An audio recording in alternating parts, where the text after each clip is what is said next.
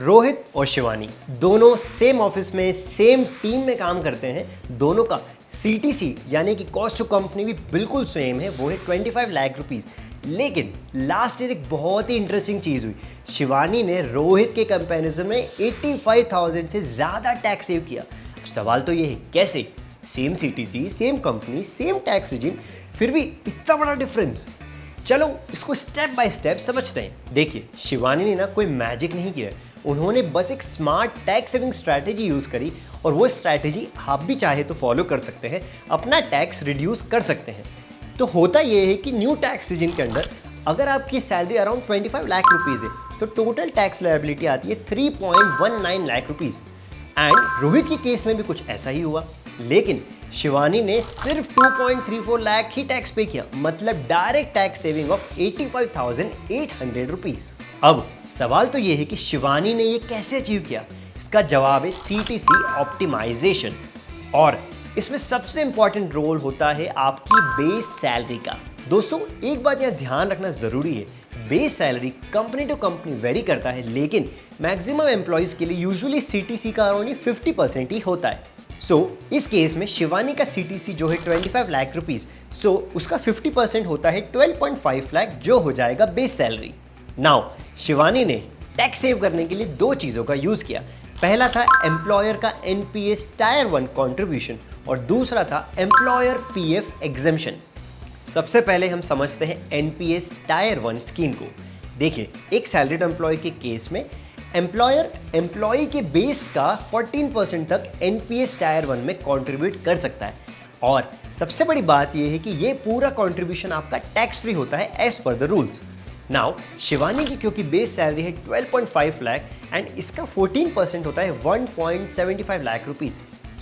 पहला tax benefit हो गया 1.75 लाख रुपीज़। अब आते हैं दूसरे टैक्स बेनिफिट पर, यानी कि ईपीएफ पर, जो होता है एम्प्लॉयर प्रोविडेंट फंड। ईपीएफ में employer contribution maximum base salary का 12% होता है। शिवानी के केस में 12.5% का 12% हो जाएगा 1.5 लाख रुपीज़। दूसरा टैक्स बेनिफिट हो गया 1.5 लाख रुपीज़ का। कुल मिला के शिवानी का टोटल जो डिडक्शंस वो क्लेम कर सकते हैं वो हो जाएगा 3.25 लाख रुपीज़। लेकिन इसके अलावा एक और बेनिफिट मिलता है, क्योंकि शिवानी एक सैलरीड एम्प्लॉय है और न्यू टैक्स रिजिम उन्होंने ऑप्ट किया था, तो उन्हें मिलेगा extra standard deduction of 75,000 rupees. इसको ऐड करने के बाद टोटल डिडक्शन हो जाता है 4 लाख रुपए। अब मुझे पता है ये पूरा कैलकुलेशन सुनकर आपको काफ़ी कन्फ्यूजन हो रहा होगा और कॉम्प्लिकेशन लग रहा होगा, इसलिए इसका सबसे ईजीएस्ट और सेफेस्ट तरीका है क्लियर टैक्स का इनकम टैक्स कैलकुलेटर यूज़ करना। उसे यूज़ करना काफ़ी सिंपल है और आपको ओल्ड और न्यू टैक्स रिजिम दोनों में एग्जैक्ट टैक्स कंपैरिजन भी दिख जाता है। इसे यूज़ करने के लिए गूगल पर जाकर सर्च करिए clear tax tax calculator, link आपको डिस्क्रिप्शन में भी मिल जाएगा। फिर वेबसाइट ओपन होने के बाद सबसे पहले पेज पर कंटिन्यू बटन पर क्लिक करें।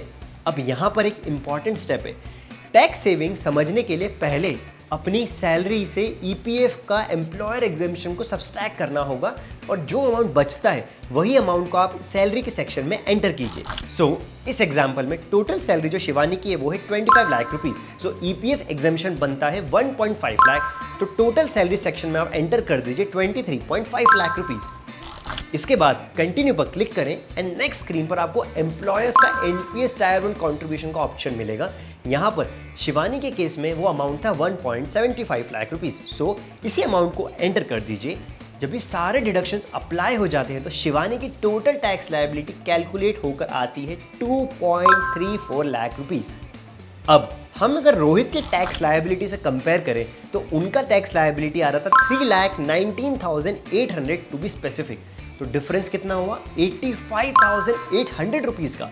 तो सिंपल शब्दों में समझे तो शिवानी ने कोई रिस्क इन्वेस्टमेंट या सीक्रेट ट्रिक यूज़ नहीं करी, उन्होंने बस अपने सीटीसी के कंपोनेंट्स को स्मार्टली ऑप्टिमाइज किया।